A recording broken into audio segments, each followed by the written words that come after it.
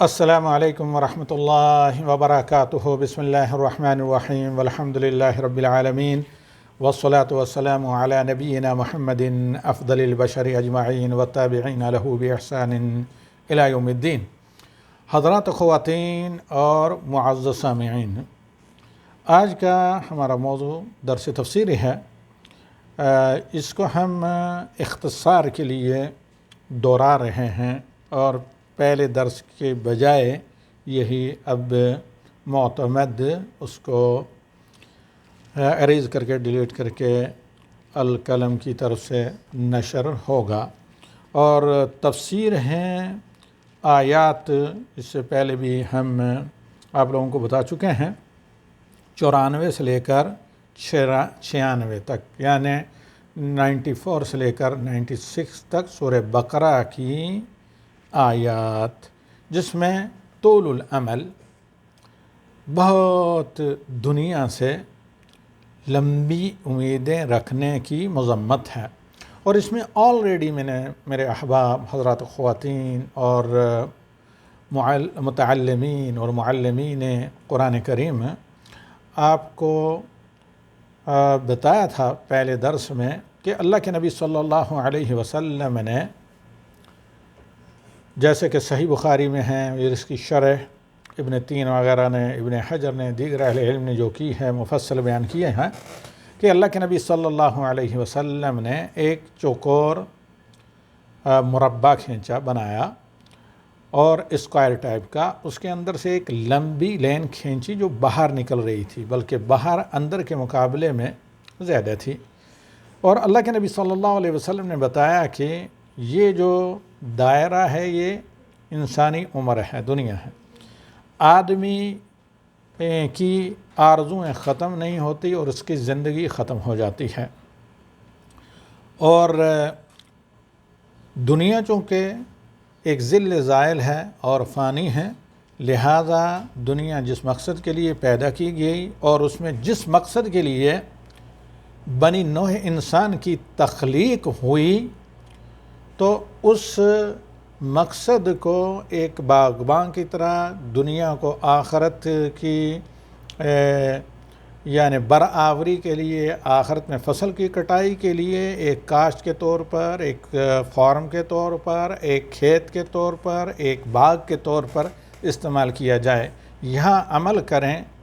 کل حساب ہوگا۔ آج عمل ہے، حساب نہیں، کل حساب ہوگا اور عمل کا موقع نہیں ملے گا۔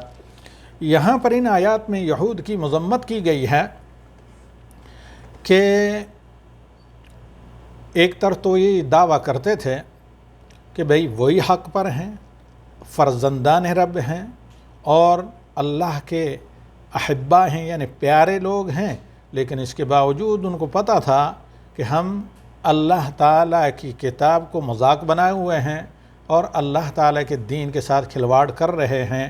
حق کا علم ہونے کے باوجود اس کا انکار کر رہے ہیں، اور قیامت تک کے لیے اللہ تعالیٰ کی طرف سے ان پر اسٹیمپ لگی، ٹھپا،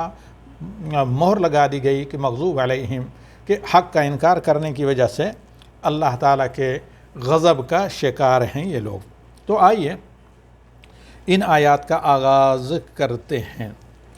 اعوذ باللہ من الشیطان الرجیم، بسم اللہ الرحمن الرحیم، قل ان كانت لكم الدار الآخرة عند الله خالصة من دون الناس فتمنوا الموت إن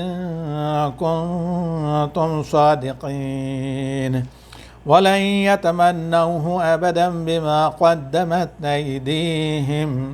والله عليم بالظالمين وَلَتَجِدَنَّهُمْ أَحْرَصَ النَّاسِ عَلَى حَيَاةٍ وَمِنَ الَّذِينَ أَشْرَكُوا يَوَدُّ أَحَدُهُمْ لَوْ يُعَمَّرُ أَلْفَ سَنَةٍ وَمَا هُوَ بِمُزَحْزِحِهِ مِنَ الْعَذَابِ أَنْ يُعَمَّرَ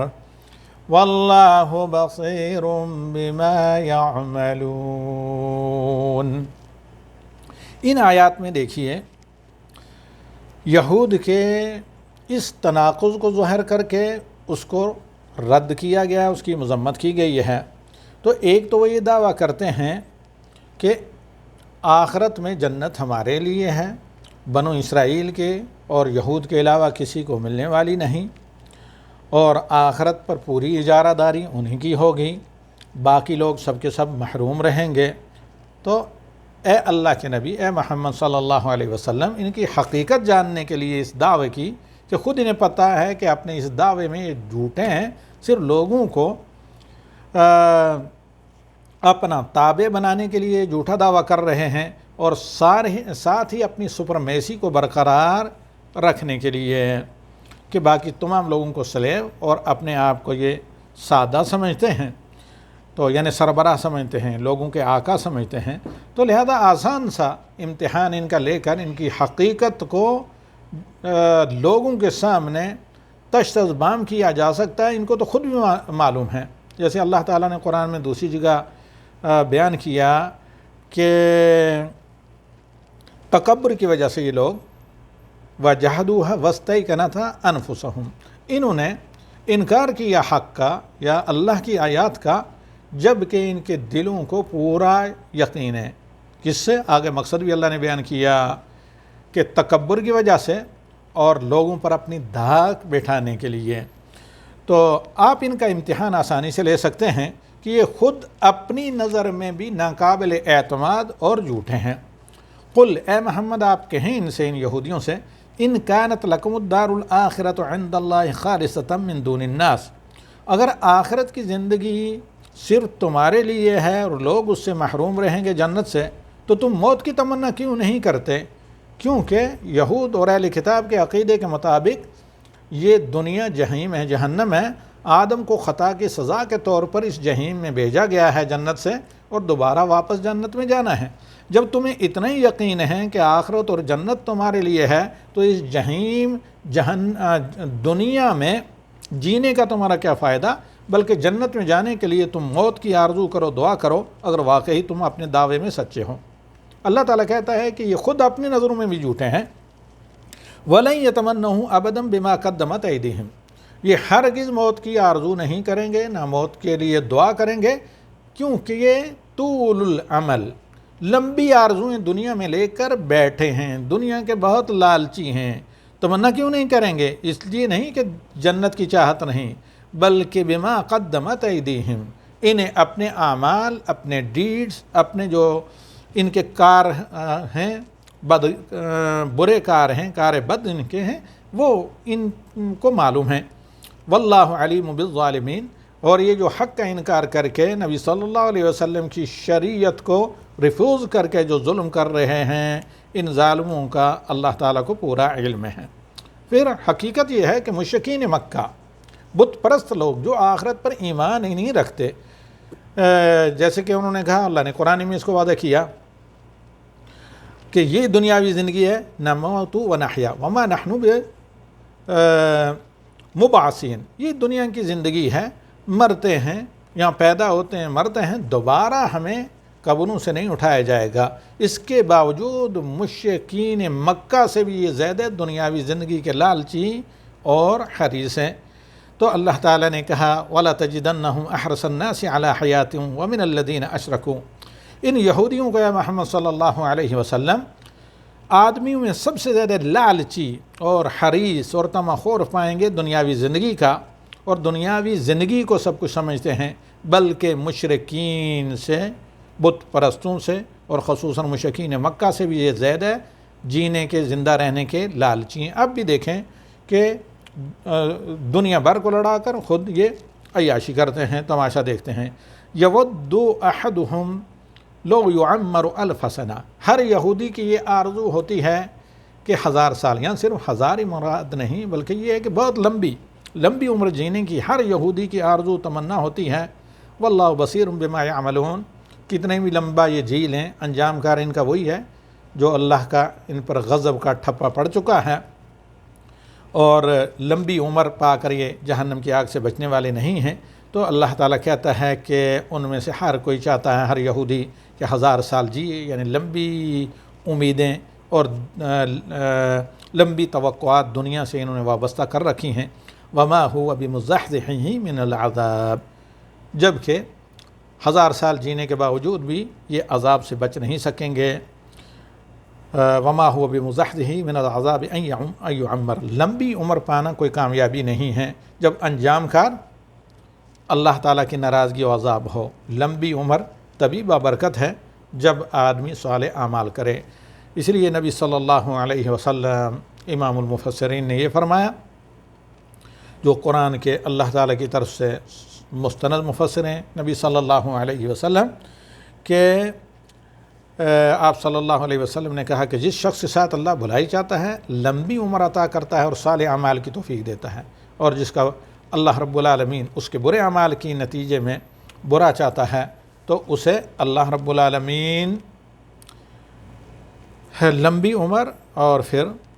اچھے اعمال کی توفیق نہیں دیتا، برے اعمال وہ کرتا ہے، اور اسی اعتبار سے لمبی عمر اس کے لیے نقصان دہ ہوتی ہے۔ واللہ بصیر بما یعملون، اللہ تعالیٰ ان کے عملوں سے خبردار ہے، واقف کار ہے، تو اللہ تعالیٰ ان کے اعمال سے خبردار ہیں۔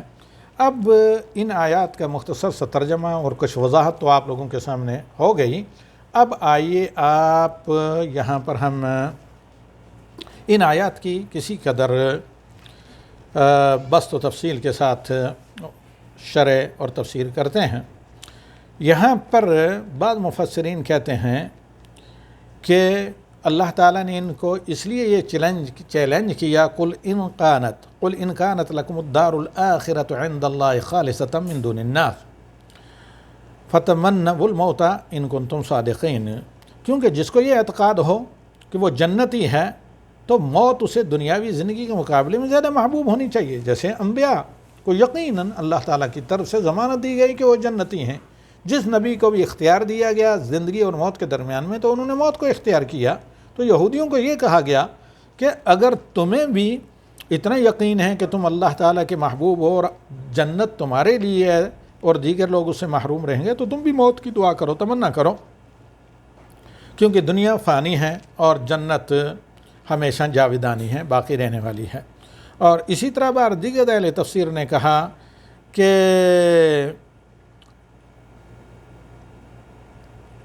جب بندہ کو پتہ ہو کہ اس کے تعلقات اپنے رب کے ساتھ اچھے ہیں اور اللہ اور بندے کے درمیان میں جو اللہ تعالیٰ کے حقوق میں بندے ادا کر رہا ہے تو اسے اللہ رب العالمین کی سے ملاقات کے لیے مشتاق اور بےتاب ہونا چاہیے۔ اس لیے اللہ رب العالمین نے کہا فمن كان يرجو لقاء ربه فليعمل عملا صالحا ولا يشرك بعبادة ربه احدا، کہ جو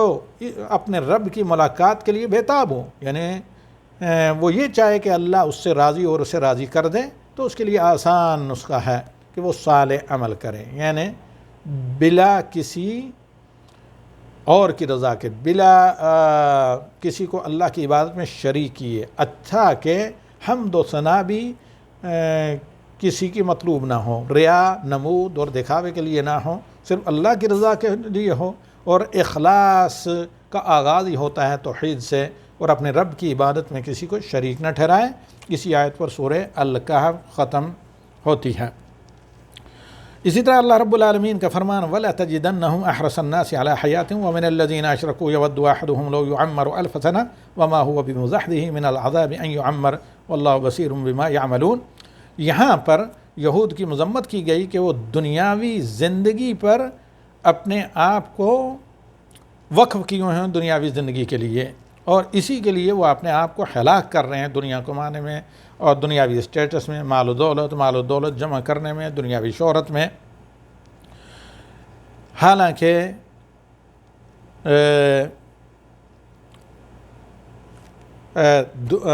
آخرت دنیا کے مقابلے میں بہتر ہے۔ یہ اس لیے کہ انہیں پتہ ہے کہ آخرت ان کے لیے اللہ رب العالمین کے عذاب کا گھر ہے جو انہوں نے اعمال بھیجے ہیں، اور جو عمدن اللہ کے نبی صلی اللہ علیہ وسلم کی رسالت کا یہ لوگ انکار کر رہے ہیں۔ اور طرفتاً ایک واقعہ تاریخ کا ذکر ہم کرتے ہیں کہ امام ابن حجر رحمہ اللہ شارح بخاری کے بارے میں مذکور ہے کتب تواریخ میں کہ جب وہ قاضی مصر تھے اور قضات کا ظاہر بات ہے تاریخ اسلامی میں بڑا اونچا مقام ہوتا تھا، اور آج بھی جیسے خلیج میں، سعودی عرب وغیرہ میں قضات کی اتنی زیادہ تنخواہ ہوتی ہے کہ وہ خود کفیل رہیں اور کسی سے انہیں یعنی مال وغیرہ مال و لالچ کے ذریعے ان کو کوئی آدمی اپنی طرف مائل نہ کر سکے۔ تو جب ابن حجر شاہانہ ٹھاٹھ باٹھ سے عدالت کی طرف جا رہے تھے تو تیلی یہودی راستے میں تھا۔ اس نے کہا کہ آپ کے نبی تو کہتے ہیں الدنیا سجن المومن و جنت الکافر، تو یہاں تو میں یہ دیکھ رہا ہوں کہ میرے لیے دنیا سجن ہے، قید خانہ ہے، اور آپ کے لیے جنت ہے۔ آپ اس شاہانہ تمطراق سے شاہی سواری پر جس کو کئی گھوڑے کھینچ رہے ہیں عدالت کی طرف جا رہے ہیں۔ تو امام ابن حجر نے کہا دیکھو، کفار کے لیے جو اللہ رب العالمین نے جہنم کا عذاب رکھا ہے، تمہاری یہ جفا کشی کی ایک تیلی کی زندگی اس کے مقابلے میں جنت ہے، لیکن اہل ایمان کے لیے جو اللہ تعالیٰ نے جنت میں نعمتیں رکھی ہیں، میری یہ شاہانہ زندگی جس پر تم رش کر رہے ہو، یہ اس کے مقابلے میں قید خانہ ہے۔ تو یہ اس حکیمانہ جواب کو سن کر یہ یہودی مسلمان ہو جاتا ہے۔ اور یہاں پر جو یہود کی طول العمل یا لامتناہی آرزو ہیں اور زندگی کی خواہشیں دنیاوی ٹھاٹھ باٹھ کے لیے بیان کی گئی ہیں، ان کی یہیں نہیں مذمت کی گئی۔ ان آیات کے علاوہ سورہ جمعہ میں بھی اللہ رب العالمین نے مذمت کی ہے۔ دیکھیے بعض دیگر آیات جن کو اللہ رب العالمین نے ذکر کیا ہے، لیکن اس سے پہلے ایک حدیث سن لیں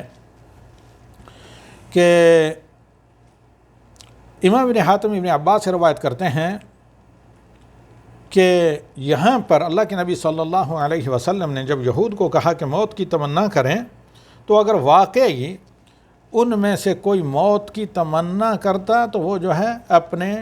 تھوک میں ڈوب کر اپنے تھوک کے ذریعے مر جاتا۔ اور ان حدیث کی ابن عباس تک موقوفاً سند صحیح ہیں۔ ابن جریر رحمہ اللہ ابن عباس سے روایت کرتے ہیں کہ نبی صلی اللہ علیہ وسلم نے کہا لو ان الیہود تمنوا الموت لماتوا ولو رأوا مقاعدهم من النار ولو خرج الذين يباحلون رسول اللہ صلی اللہ علیہ وسلم لرجعوا لا يجدون اہلا ولا مالا۔ اگر کہا کہ اس چیلنج پر واقعی یہود موت کی تمنا کرتے تو وہ مر جاتے اور مرنے سے پہلے جہنم میں اپنے مقامات کو، اپنے ٹھکانوں کو دیکھتے، اور جن لوگوں کو مباہلہ کے لیے کہا گیا تھا اور مباہلہ کے بعد اگر گھر لوٹتے تو ان کو اہل و عیال گھر بار سب تباہ ہو چکے ہیں۔ اسے امام احمد رحمہ اللہ نے روایت کیا ہے۔ اب اس کو مباہلہ بھی کہا جاتا ہے، مباہلہ اس اعتبار سے کہ بھئی تم اگر واقعی حق پر ہو، جیسے تم دعویٰ کرتے ہو اور محمد صلی اللہ علیہ وسلم حق پر نہیں ہیں، تو تم موت کی تمنا کرو۔ یہ موت کی تمنا اور آرزو کرنا بھی من جملہ مباہلے کی ایک قسم ہے، کیونکہ مباہلہ میں دو فریق جن کا یہ دعویٰ ہو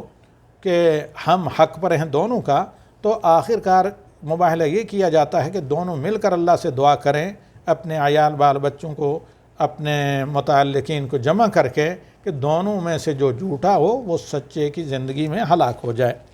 تو اب یہودیوں کو چونکہ پتہ تھا وہ اہل ایمان اور مسلمانوں کے مقابلے میں جھوٹے ہیں، مغضوب علیہم، لہذا انہوں نے یہاں سے راہ فرار اختیار کی اور یہ مباہلہ قبول نہیں کیا، موت کی تمنا نہیں کی۔ سورہ جمعہ میں اللہ رب العالمین کا فرمان ہے قُلْ يَا أَيُّهَا الَّذِينَ هَادُوا إِنْ زَعَمْتُمْ أَنَّكُمْ أَوْلِيَاءُ لِلَّهِ مِنْ دُونِ النَّاسِ فَتَمَنَّوْا الْمَوْتَ إِنْ كُنْتُمْ صَادِقِينَ وَلَنْ يَتَمَنَّوهُ أَبَدًا بِمَا قَدَّمَتْ أَيْدِيهِمْ وَاللَّهُ عَلِيمٌ بِالظَّالِمِينَ قُلْ إِنَّ الْمَوْتَ الَّذِي تَفِرُّونَ مِنْهُ فَإِنَّهُ مُلَاقِيكُمْ۔ اے دنیا کے لالچی لوگو، اے یہودیو، جس موت سے تم بھاگ رہے ہو وہ تمہیں اپنی گرفت میں لینے والی ہے۔ ثُمَّ تُرَدُّونَ إِلَىٰ عَالِمِ الْغَيْبِ وَالشَّهَادَةِ، پھر غیب و حاضر کے جاننے والے کے سامنے تمہیں حاضر کیا جائے گا۔ فَيُنَبِّئُكُم بِمَا كُنتُمْ تَعْمَلُونَ، اور یہ جو چالاکی تم دنیا میں کرتے ہو، چالاکی کے ذریعے نبی صلی اللہ علیہ وسلم سے لوگوں کو متنفر کرتے ہو، اور آج کل جو میڈیا کے ذریعے یہودی دنیا جو کچھ کر رہی ہے، جنگ لڑ رہی ہے، تو اللہ تعالیٰ کہتا ہے کہ تمہارے عملوں سے تمہیں اللہ تعالیٰ ضرور خبردار کرے گا۔ تو امام ابن کثیر رحمہ اللہ فرماتے ہیں ان پر اللہ کی لعنت جب انہوں نے یہ دعویٰ کیا کہ وہ اللہ کے فرزند ہیں اور محبوب ہیں، اور یہ کہا کہ لن يدخل الجنت الا من كان هودا او نصارى، یہود و نصارہ کے علاوہ کوئی جنت میں نہیں جائے گا، تو ان کو مباہلے کی دعوت دی گئی مسلمانوں کی طرف سے۔ جب انہوں نے مباہلے سے روگردانی اختیار کی، انکار کی، تو ہر ایک کو یہ معلوم ہو گیا، جن لوگوں کو وہ اپنے وسائل کے زور کے ذریعے اپنے دام فریب میں پھانستے تھے کہ یہ ظالم لوگ ہیں، کیونکہ اگر واقعی جازم ہوتے، انہیں یقین ہوتا کہ وہ حق پر ہیں، تو وہ فوراً مباہلہ کو قبول کرتے۔ جب انہوں نے مباہلہ سے تاخیر کی یا ان آیات کے نزول کے بعد، تو ان کا جھوٹ تمام لوگوں پر آشکارا ہو گیا، تو لہذا اسی لیے لوگوں کی کوئی وقت نہیں تھی، یہود کی کوئی وقت نہیں تھی لوگوں کی نظر میں عہد نبی صلی اللہ علیہ وسلم میں، کچھ بھی ہو کہ اس زمانے میں لوگ فطرت پہ تھے۔ اور جیسے کہ اللہ کے نبی صلی اللہ علیہ وسلم نے نصارہ نجران کو مباہلے کی دعوت دی، جب ان پر حجت قائم ہو گئی اور انہوں نے اس کے باوجود سرکشی کی تو مباہلے کی دعوت دی، تو اللہ تعالیٰ نے کہا فَمَنْ حَاجَّكَ فِيهِ مِنْ بَعْدِ مَا جَاءَكَ مِنَ الْعِلْمِ فَقُلْ تَعَالُوا نَدْعُ أَبْنَاءَنَا وَأَبْنَاءَكُمْ وَنِسَاءَنَا وَنِسَاءَكُمْ وَأَنفُسَنَا وَأَنفُسَكُمْ ثُمَّ نَبْتَهِلْ فَنَجْعَلْ لَعْنَةَ اللَّهِ عَلَى الْكَاذِبِينَ۔ اس کی وضاحت اس سے پہلے میں کر چکا ہوں، اور اسی پر ہم اکتفا کرتے ہیں انشاءاللہ دوسری ملاقات تک کے لیے۔ اقول قولی ھذا واستغفر اللہ لی ولکم ولسائر المسلمین فاستغفروہ انہ هو الغفور الرحیم۔